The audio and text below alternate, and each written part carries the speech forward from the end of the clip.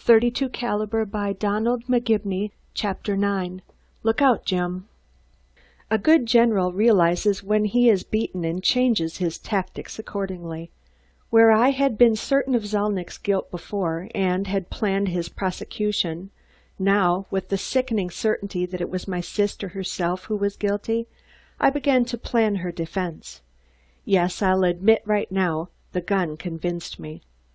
I had been certain that Jim had not been killed through careless driving. That is why I had been so insistent that Inspector Robinson should hunt down those responsible for his death. Now that it was too late, I cursed myself for not having let well enough alone and aided the coroner in giving a verdict of accidental death. My suspicions against Zalnitch had been based on the knowledge that he had hated Jim and would have liked nothing better than to put him out of the way. Coincidence had brought him over the same road that Jim had traveled a few minutes before his death. This had strengthened my suspicions, but the case would have been hard to prove, while the evidence against Helen was too pronounced to be disregarded. Woods, too, had gained my suspicions, and yet he was miles away from the murder. I realized suddenly that I had been refusing to look at the obvious in order that I might place the guilt where I wanted to believe it lay. Yet it did seem the irony of fate that the two men benefiting by Jim's death should have had nothing to do with it. Helen did it. As the awful realization of what that meant came over me, I hoped for a brief second that death would take her and so spare her the consequences of her act. It would be such an easy way out. I felt sure that if she died, I could hush the whole thing up. The son could be bought if enough money was offered. These gruesome thoughts carried me into the city almost before I knew it. I stopped at the house to change my muddy clothes before going to the hospital to get Mary, and learned from the maid that Mother had been asking for me.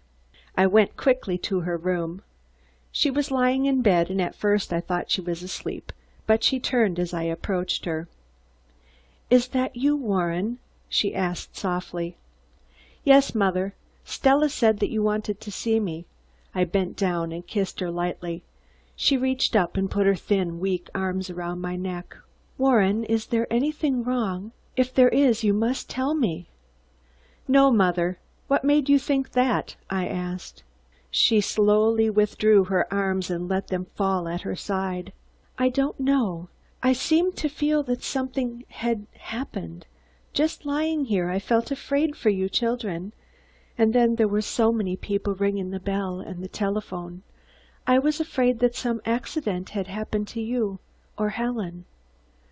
I patted her wan cheek. "It's just your imagination. The only thing wrong is that my dearest little mother isn't as well and strong as her good-for-nothing son." I kissed her again, and she smiled up at me. "I'm so glad," she whispered. "I was so worried." I almost choked when I got outside. If Helen should recover and be put on trial, it would kill Mother, I felt sure. And I would be left alone in this world. Downstairs I asked Stella who had called, and she told me the reporters had been trying to find me all day. During the drive to the hospital I tried to focus my mind on Helen's defense, but all the force seemed to have been sapped out of me.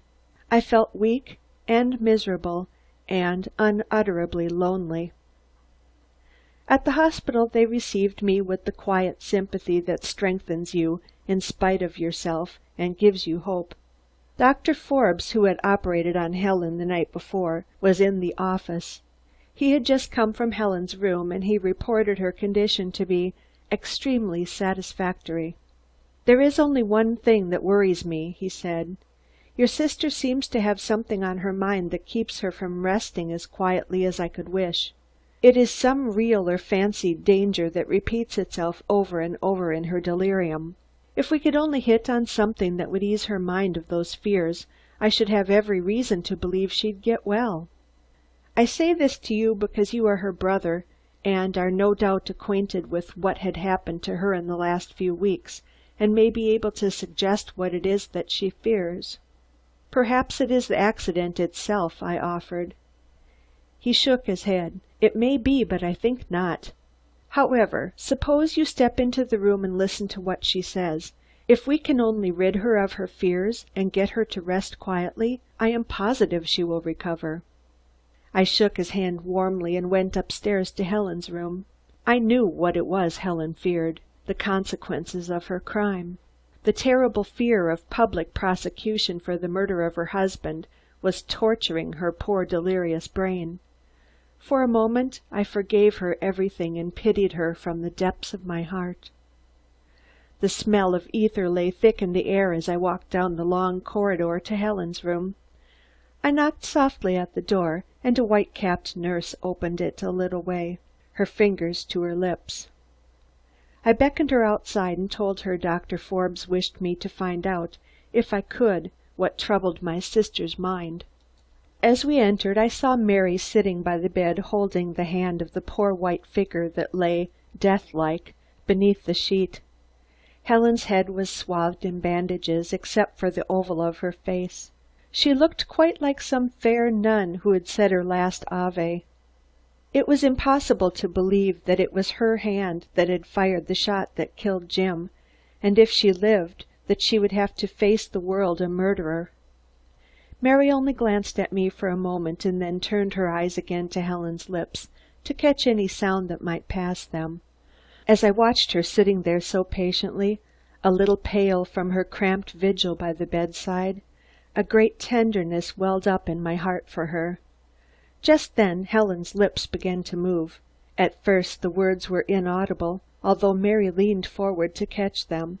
Then, with a half-cry, in which there was a perfect agony of fear, "Look out, Jim! It's going to hit us! Oh, oh, oh!"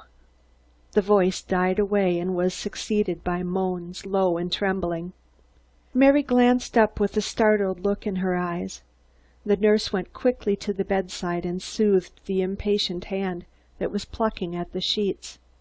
As for me, my forehead was bathed in sweat and tears were running down my cheeks, but a joy throbbed and sang through my heart till I felt that I should suffocate unless I left that ether-filled room for the open air. I tiptoed toward the door and caught a nod from Mary as I passed, which said she would join me later. For a second after I closed the door, I couldn't move. My legs failed me, and I felt I was going to faint. Gathering all my strength, I stumbled over to a chair by the window and sat down. I think I should have dropped to my knees and thanked God right there, if I hadn't feared that my prayers would have been interrupted. That cry, "Look out, Jim!" proved not only that Helen had nothing whatever to do with Jim's death, but that she had tried to warn him of his danger. "It's going to hit us!" What could that mean but that my first theory was correct, that the men in the black limousine had recognized Jim's car and had tried to run him into the ditch? Schreiber and Zalnik were at the bottom of it after all, and Helen was innocent. As I had hoped she would die when I thought her guilty, now I hoped and prayed she would live. I recalled Dr. Forbes' words. If we could only hit on something that would ease her mind of those fears, I would have every reason to believe she would get well. I could at least tell him the cause of the fear and leave it to him to find a remedy. With Helen well ready to testify as to the details of that tragic night, we could certainly bring Jim's murderers to trial. The door opened and Mary came out. I rose and walked over to her, my eyes still betraying the emotion Helen's words had roused in me. "You heard what she said," Mary breathed. "We knew she didn't do it, didn't we? But, Warren, the things she says are all so weird and mixed up. Sometimes she talks of things that happened just recently, and then again she babbles of things that took place a long time ago when we were kids. Once when the nurse came into the room, Helen began crying as though her heart would break, and begged that we wouldn't think too harshly of her. Again she repeated over and over, 'He didn't do it. He didn't do it.'" Her other fears, I replied, probably had to do with Woods, but that cry to Jim to look out, is a real clue, and I'm going to sift it to the bottom." "What are you going to do?" "I'm going to accuse Zalnitch of Jim's murder, going to accuse him to his face." "Oh, be careful, Bupps. Nothing must happen to you." The tone she used, her sweet anxiety for my safety, went to my head, and I reached out and took her in my arms, but with a little protesting gesture she stopped me. "Please don't be foolish, Warren." Then, as she saw my spirits droop, she added, "Not until Helen is well." 32 Caliber by Donald McGibney, Chapter 10. I Accuse Zalnitch. "Mr. Zalnitch is busy and can't see you." The girl, evidently a stenographer or secretary, looked coolly competent in her white shirtwaist and well-made skirt. I was surprised to find a young woman of her evident education and refinement in the employ of such a man. "Did you give him my message?" I asked. "Yes. He said he was not interested." I felt vaguely disappointed that my strategy had not worked. I had given the name of Anderson, and had represented myself as the head of the Steamfitters' Union of Cleveland, anxious for instructions on how to settle a labor problem in our local union. I had done this, feeling that if I gave my own name, he might refuse to see me. Apparently my alias was to have no better success. "When will he be free, can you tell me?" "I couldn't say," the girl answered. "He is very busy at present, but if you will come in and wait, perhaps he will see you later." It seemed to me that there was the faintest suggestion of a smile on the girl's face as I stepped across the threshold and into the small waiting room, but I hadn't a chance to observe more closely, for she turned her back on me and once again resumed her typewriting. The room in which I found myself was one of a dingy suite in an old warehouse that had been converted into a newspaper building to house the Uplift, a weekly paper, edited by a Russian Jew named Borsky and financed by Schreiber. It was a typical anarchistic sheet and had been suppressed for a time during the war. Opposite where I sat was a door from which the paint had peeled in places. This evidently led into Zalnitch's office, for I could hear the murmur of voices behind it. The rooms were ill-lighted and unclean, and it made me mad to see as nice a girl as the stenographer working herself to death in such dingy surroundings and for such a man as Zalnitch. I watched her as she worked and marveled that anyone could make her fingers go so rapidly. I noticed with admiration and dissatisfaction that, unlike my stenographers, she didn't have to stop to erase a misspelled word every 2 minutes. I wondered what salary Zalnitch paid her and if she would like to change employers. "I hope you will pardon my interrupting your work," I began. "You're not," the girl responded without even glancing up. "May I ask if you are entirely satisfied with your employment here?" "Why do you ask?" she inquired, stopping for a moment and fixing me with clear gray eyes. "I am badly in need of a competent stenographer, and I thought you might prefer working in a place where the surroundings are pleasanter and the pay is probably higher." She studied me a moment, as though card indexing me, then having apparently decided that I was in earnest and not merely trying to flirt, that elusive smile again played about her mouth. "You are the first steamfitter I ever met that found himself badly in need of a stenographer." Caught! I bit my lip at the stupid blunder, but had to laugh in spite of myself. "Your make-up is all wrong, Mr. Anderson, if your name is Anderson. I don't know what you are trying to do, nor why you picked out steamfitter as your mythical life work, but I do know you aren't a detective." This time the smile came out in the open. I liked her immensely. She might make an ally. She would at least know what had happened in the office during the last few days. "Miss Miller," she added. "Miss Miller, I am a lawyer, and my sister is about to be accused of a terrible crime, which she didn't commit. I think I know who did commit it, but so far I haven't been able to connect him definitely with the crime. I think you can help me. Will you?"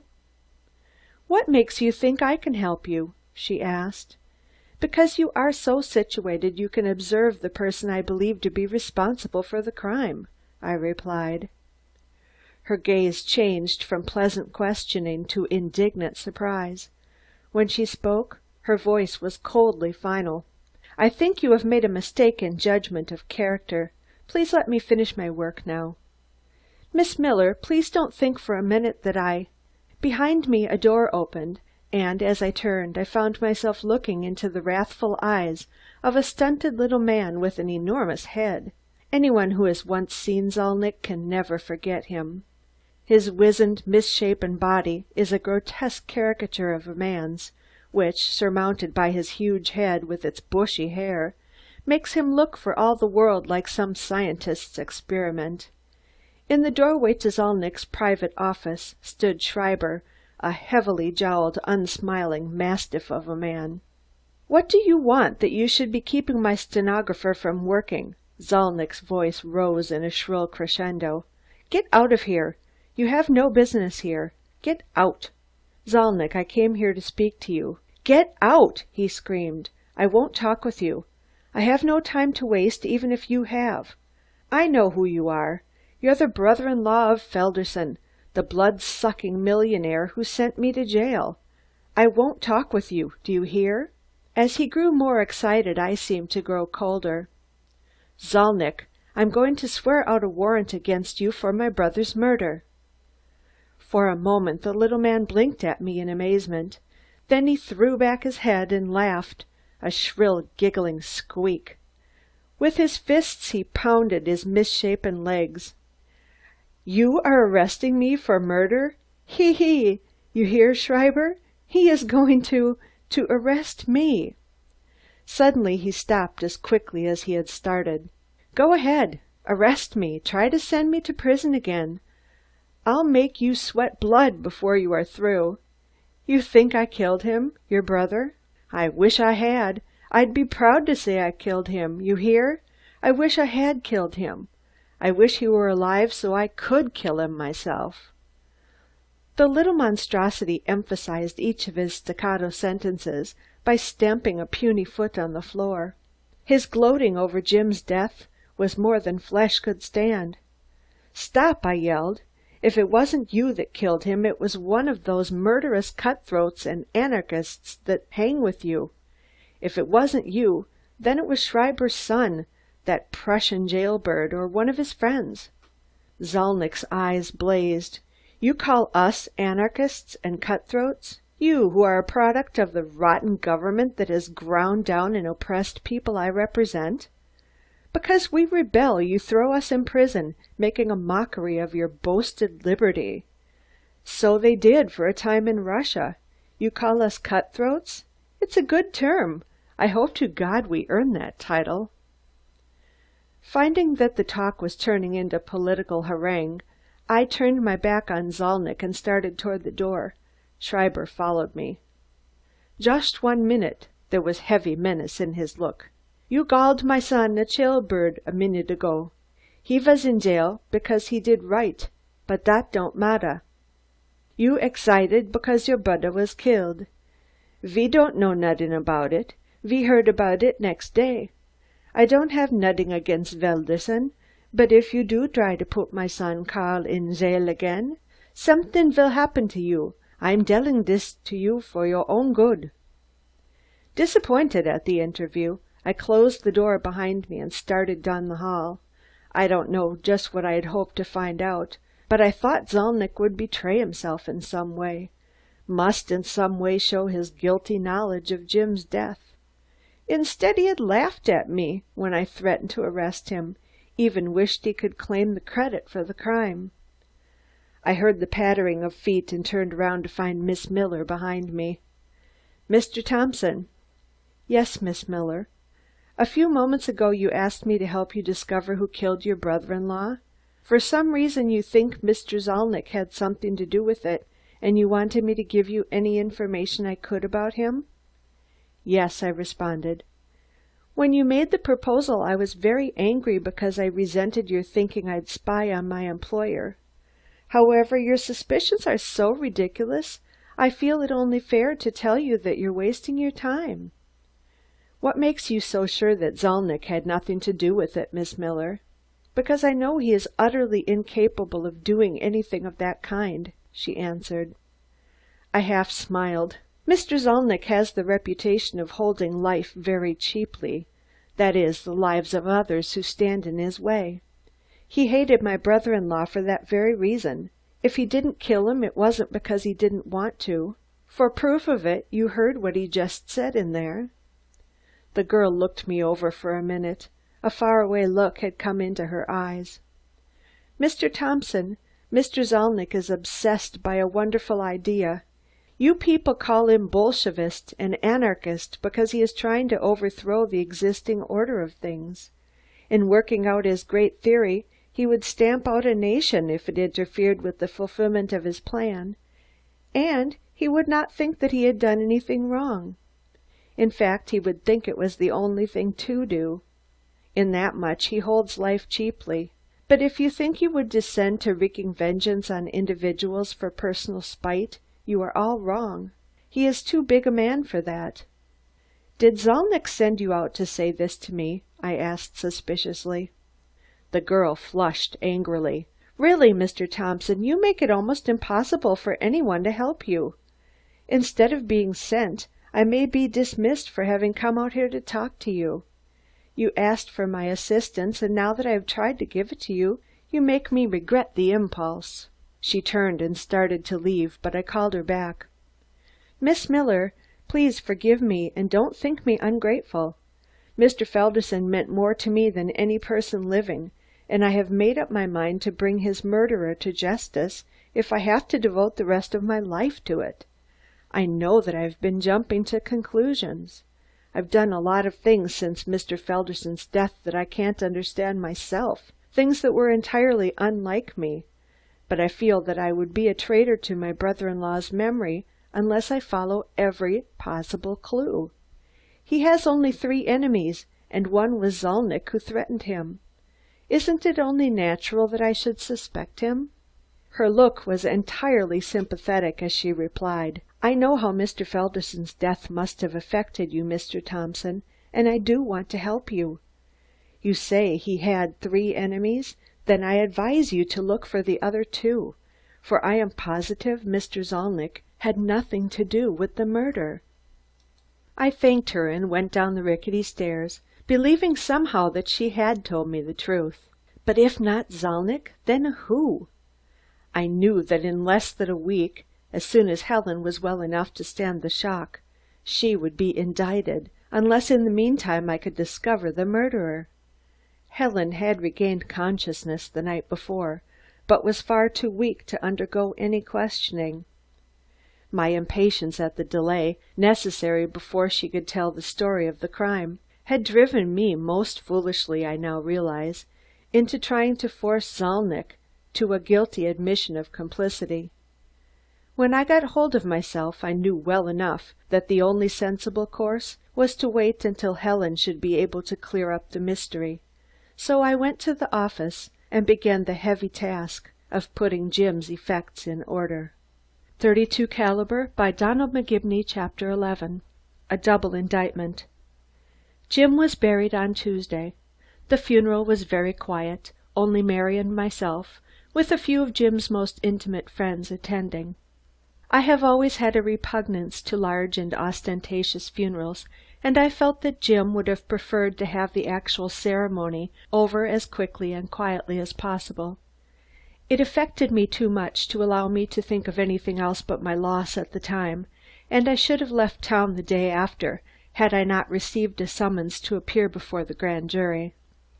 Mary called me up and told me that she, too, had been summoned, so I drove the car around for her. She was nervous and frightened at the thought of having to testify, and she asked me all the questions she could think of on what to do and what to say. I reassured her, telling her the district attorney was friendly to Jim, and that I was confident our testimony as to Helen's words would stave off any indictment until Helen was well enough to testify. "But, Warren, the fact that she was delirious will make it pretty shaky testimony, won't it?" Mary argued. "Yes, that's true, but I don't think that they will want to bring an indictment while Helen is ill. You see, the indictment couldn't be served anyway, and I think our testimony will convince them there's a reasonable doubt as to Helen's guilt." She seemed convinced until the gloomy bulk of the courthouse came into view, when terror rushed back fourfold. "Oh, Bupps, can't I get out of it?" "No, dear, it's got to be gone through with. Remember, it depends on you and me." "But what if they ask me Jim's and Helen's conversation before they started for the country club?" "Tell them as little as possible, but stick to the truth. We know Helen's innocent, and the truth can't hurt her." We passed Inspector Robinson in the hall downstairs, and the half smile on his lips irritated me. It was his report to the grand jury that had stirred things up. He knew only too well that with the sensational Sun to back him, an indictment would be taken by the public to mean proven guilt. At the entrance to the anteroom we found Wicks, his face drawn into lines of the most acute misery. "I couldn't help it, sir. They made me come." "I know it, Wicks. Don't worry. It is merely a formality," I reassured him. "I 'ope so, sir, but I don't like it." "None of us do, Wicks, but it can't be helped," I replied. "Did Annie come with you?" "No, sir. Strange to say, she wasn't called, sir." "Good. That helped our case some." Mary and I walked into the anteroom to wait our turn. The coroner was already there. Wicks had followed us and took a seat close by. Mary's face was a study in suppressed nervousness. "Couldn't you go in there with me, Bupps?" she asked. "No, Mary, the grand jury does its work in secret." A clerk called the coroner, and as he passed from the room, Robinson and Pickering came in. Robinson didn't even glance in my direction, but Pickering walked over quickly and shook hands. "Devilish sorry things have taken the turn they have, old man," he said. "You mean about my sister?" "Yes. Robinson seems to think he has all the proof he needs. I wish I could help you." "Thanks awfully," I replied. He had only been seated a few moments when he was called to testify. As the coroner left the room, I tried to read in his face the nature of his testimony, but it was inscrutable. Pickering was out in less than 10 minutes, and then Wicks was called. His legs seemed a bit shaky as he started for the door, and he gave me a parting look, half awe, half terror. Robinson paced up and down, his short, stubby legs expressing confidence and satisfaction. Every turn he scrutinized Mary as if trying to place her in some criminal category. At last Wicks came out, perspiring as if he'd been in a steam bath. Robinson looked him over once, gave a snort of derision, and passed into the jury room. I wanted to ask Wicks some questions, but the poor man fled before I could attract his notice. Mary got up and walked over to the big windows, where a flood of warm September sunlight poured into the room. For a moment she stood gazing down on the crowded square below, then suddenly turned and half sobbed, "Bupps, I can't stand it. I may say something that will hurt Helen." Great sobs shook her slender body. I went over and clumsily tried to comfort her. "Mary, dear, Helen didn't do it. When she is well enough, we'll be able to find out all about it. Even if they do bring an indictment, Helen can prove her innocence." The sobs diminished to sniffles and then to occasional sighs. She opened her bag, extracting a miniature powder puff, and dabbed at her small upturned nose spitefully. I knew that the storm had passed. "I know that I'm foolish to cry, but I couldn't help it." A clerk opened the door and called Mary's name. She gave me a startled glance and her face blanched. I thought she was going to break down again, but suddenly I saw her raise her chin defiantly and an angry sparkle come to her eyes. She snapped shut her vanity bag and marched toward the jury room like a soldier, sentenced to be shot, yet determined to die bravely. It was only after she had left that I began to think about my own testimony. After all, the evidence was terrifyingly strong against Helen. She had threatened to kill Jim. She had quarreled with him just before their last ride, had chosen the back seat purposely, had Jim's revolver with her, and knew she was being taken to see her lover humiliated and threatened. Against all this I had only a brother's faith in his sister, and those half-dozen words cried out in a delirium. A sickening certainty that they would indict Helen came over me. What if she did? What if she should confess? In some way I had to save Helen, if only for Mother's sake. After all, Woods too had threatened Jim. He knew Jim had proof of his dishonesty. He had made the engagement and had asked Jim to come alone. At this point of my review of the facts, I decided to tell the jury all. If Woods was at the country club the entire evening, he would be able to establish a complete alibi, and my testimony would not hurt him, while it might be enough, if I could make it so, to hold the jury until Helen could testify. Hearing steps outside, I turned to see the object of my mental attentions walk into the room. "You're here, Woods?" I queried. "Yes. Those admirable servants of your sister's gave the police just enough of the vulgar details of that meeting between Felderson and myself to make them think well, they ordered me to report, and here I am." He looked worried and irritable.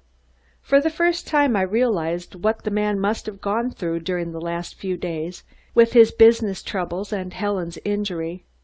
How he had met his obligations without Helen's money, I didn't know. "I should have thought you'd have been glad to testify to save Helen from an indictment." Woods whirled round. "You don't mean to say there's a chance that Thompson— Why, she didn't do it. She couldn't have done it. She isn't capable of doing such a thing. It's monstrous.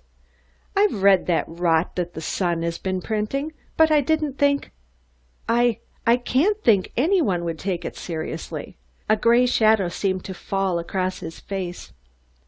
"Felderson was shot from behind, and Helen was the only one with him," I threw out, watching Woods closely to see what effect the words would have on him. The man looked as though he knew more about the crime than I supposed. "I know that. But haven't people sense enough to see that Helen is utterly incapable of such an act? Good God, they must be blind." I was brought back to the business on hand by hearing my name shouted.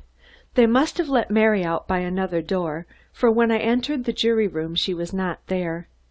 It was hot and stuffy, smelling of stale tobacco and the staler clothing. I noticed that the jurymen seemed deeply interested, and that they were for the most part a rather intelligent lot. The foreman, a near-sighted, business-looking person, seemed to radiate sympathy through his glasses. The district attorney, Kirkpatrick, knew Jim well, had his help often, and was one of his best friends. "What is your name?" he asked. "Warren Thompson." "Your address?" 1132 Grant Avenue.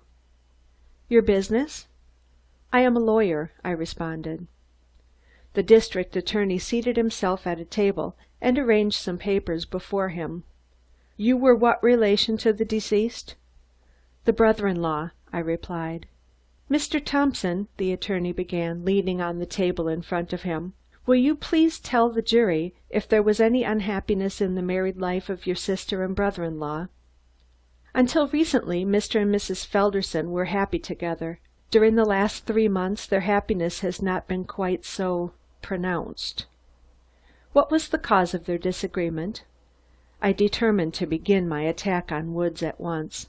"A man whom Mr. Felderson disliked and did not wish to come to the house." "Can you tell the jury the man's name?" "Frank Woods." The attorney glanced at his notes. "Did this man Woods make love to Mrs. Felderson?" "I couldn't say. He was very attentive to her."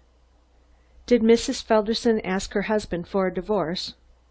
"Yes," I replied. "And Mr. Felderson refused?"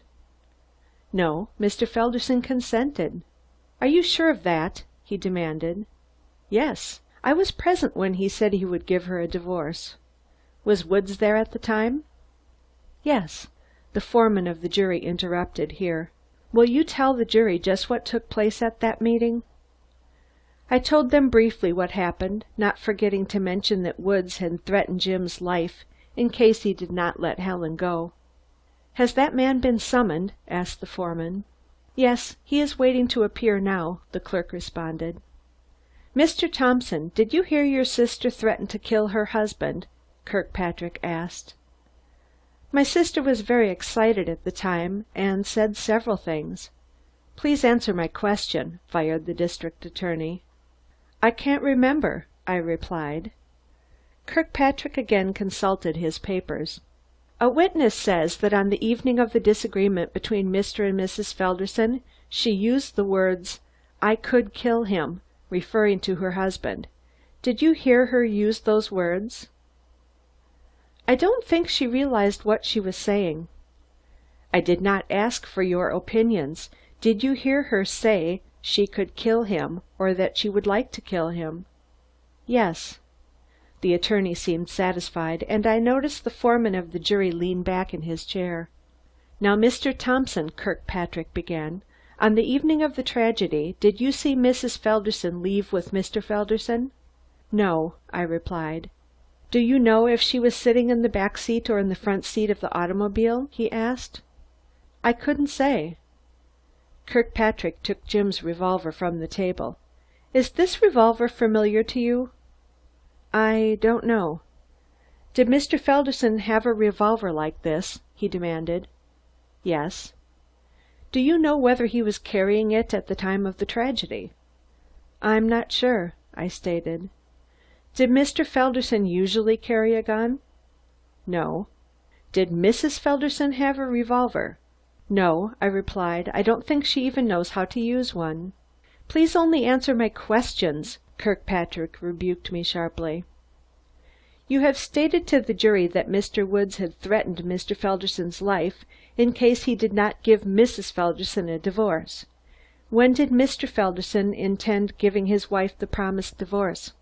I don't think he really intended to give Mrs. Felderson a divorce. But you stated that he consented to a divorce. He did, but with certain reservations, I answered. What were those reservations? That there should be nothing in Mr. Woods' past that would cause Mrs. Felderson trouble in the future in case she married Woods. Did Mr. Woods know of Mr. Felderson's intention not to divorce Mrs. Felderson? He demanded. I don't know. I know that Mr. Felderson had made an important discovery about Mr. Woods' past life.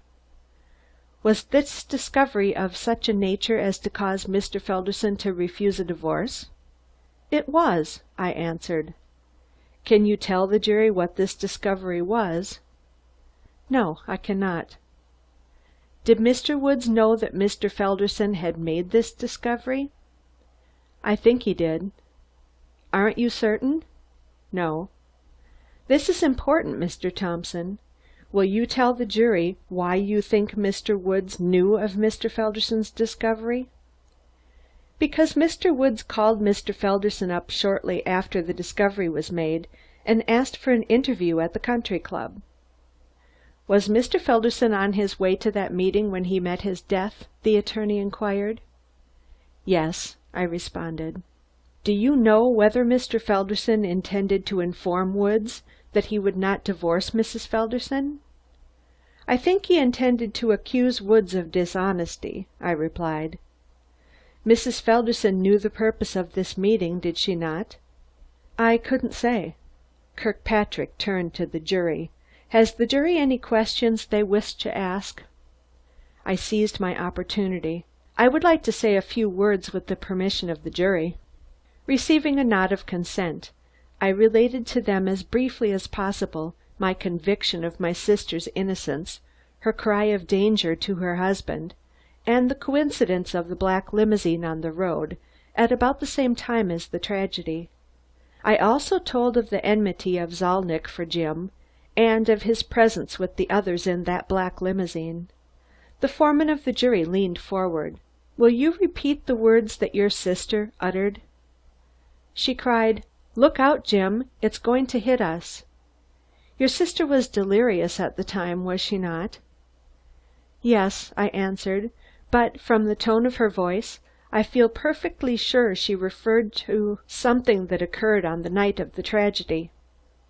You think she referred to the black limousine when she said it's going to hit us? The foreman continued. Yes. Yet the coroner's verdict was that your brother-in-law was killed by a bullet, fired apparently from behind and above. I felt the weakness of my ground. The bullet might have been fired from the automobile and ricocheted from some part of Mr. Felderson's machine. I saw the incredible smile that played on the face of the prosecutor. "That will do, Mr. Thompson," Kirkpatrick announced, and passed out of the stuffy room into the corridor. Wicks had returned and was standing with Mary. They looked at me with wide and anxious eyes. Mary saw the droop in my shoulders and caught my arm. "What happened, Warren?" she asked. "Nothing yet," I responded. "Are they going to—" I don't know." Tears welled up in Mary's eyes. "Oh, Warren, that man was terrible." "What man?" I asked. "The man who asked me all the questions," Mary sobbed. "There wasn't anything he didn't ask me." "Did he ask you about the conversation between Helen and Jim?" "He asked me everything, I tell you," Mary exclaimed angrily. "He twisted and turned everything I said into something horrible." Discouraged, I led the way to the car.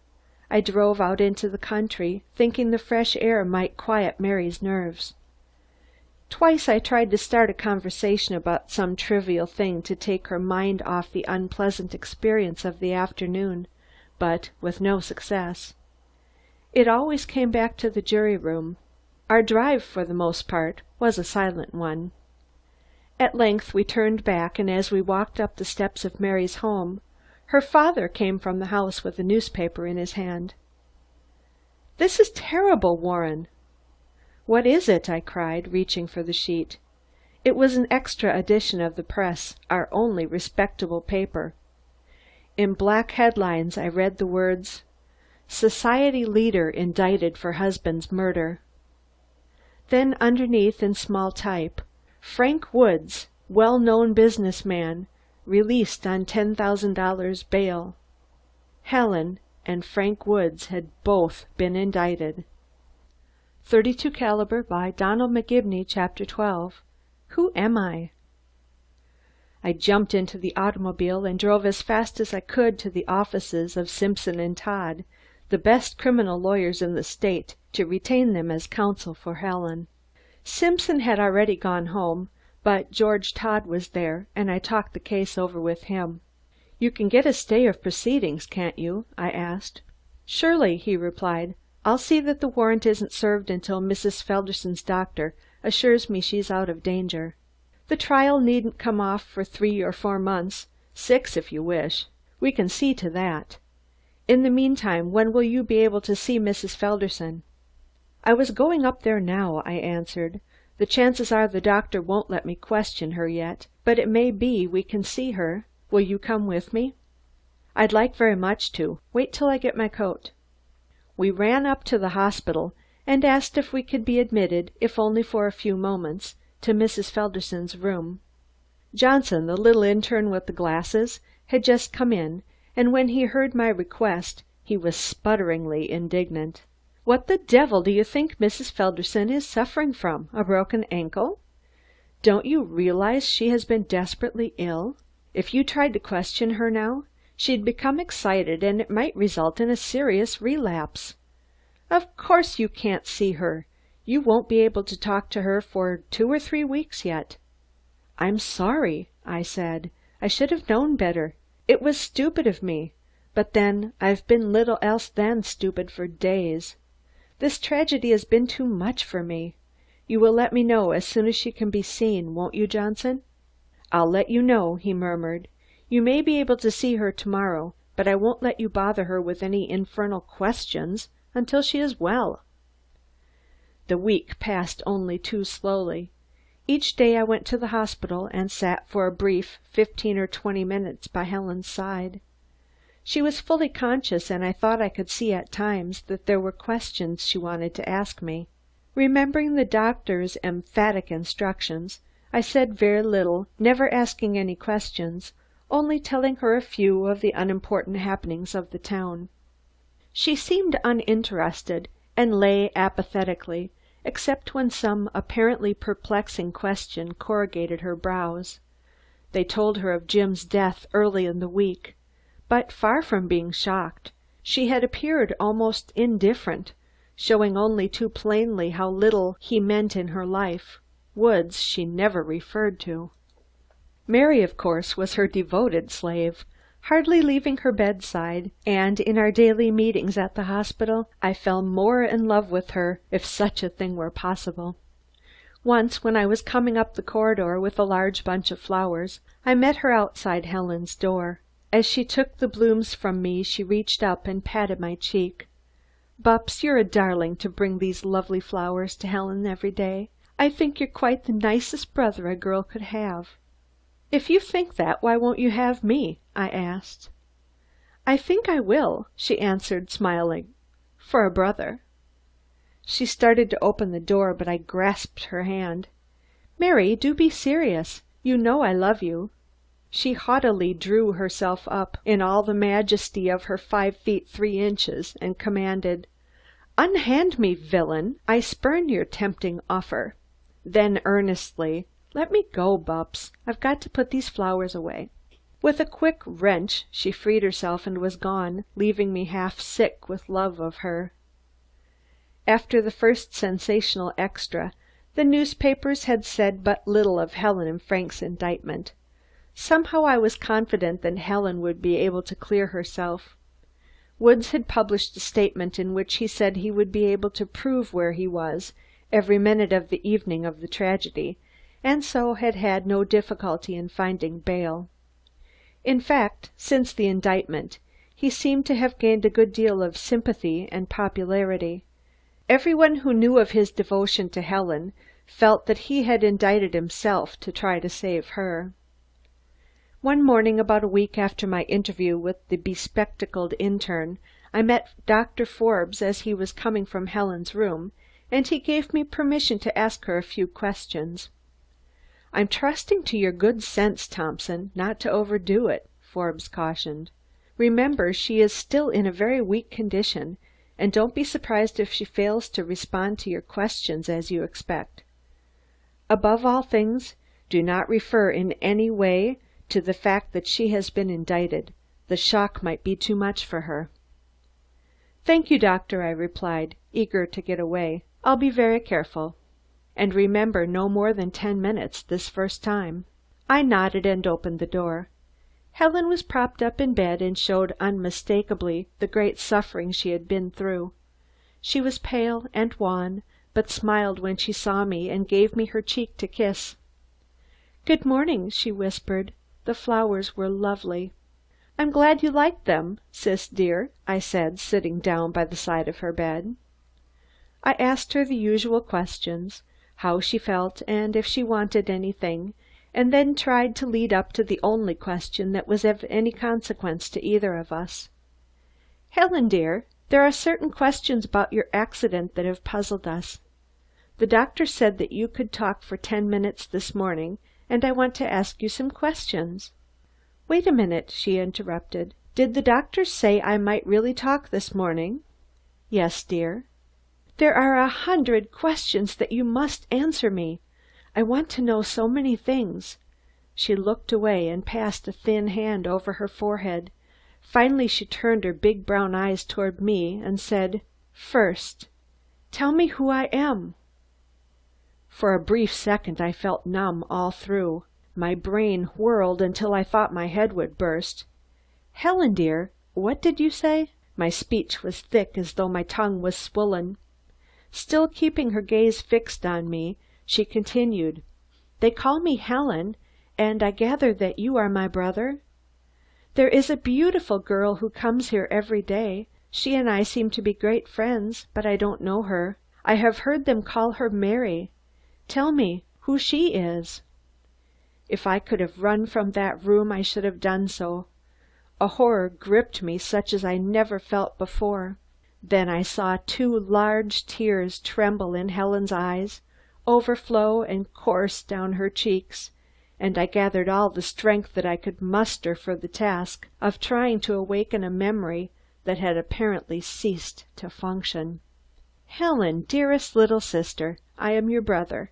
The beautiful girl you speak of is Mary Pendleton, one of the best and truest friends you ever had. She was your bridesmaid, don't you remember?" Helen shook her head weakly. "I have been married then?" she asked. "You were married to James Felderson. Can't you remember him?" I begged. Again she shook her head. "No, it's all gone." She thought hard a minute, and then she asked, "He is dead, my husband?"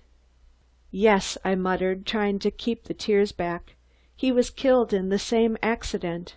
"What was he like?" she interrupted. "Helen, think!" I cried, fighting blindly against the terror that was choking me. "Little sister, you must think hard." "Jim. Don't you remember big, handsome Jim?" I snatched my watch from my pocket and opened the back, where I carried a small picture of Jim, taken years before. I had put it there in boyish admiration when I first knew him. I held it up in front of her eyes. "You must remember him, Helen."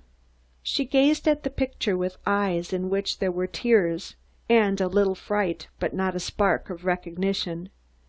Fearing that I was overexciting her, I sat close to her and drew as best I could a mental picture of Jim. I was only halfway through the recital when the door opened and Dr. Forbes came in. "10 minutes are up, Mr. Thompson." I stooped and kissed Helen. "Promise that you'll come back tomorrow," she whispered. I promised and hurried from the room. Outside, the doctor awaited me questioningly. "Her memory is completely gone," I gasped. The doctor patted me on the shoulder sympathetically. "We suspected that day before yesterday. I would have told you before, but thought that your questions might start her memory functioning." I gripped him by both arms. "But doctor, can nothing be done? Will she have to begin all over again?" "I can't say yet. There may be some pressure there still. We'll have to wait until she is much stronger before we can tell."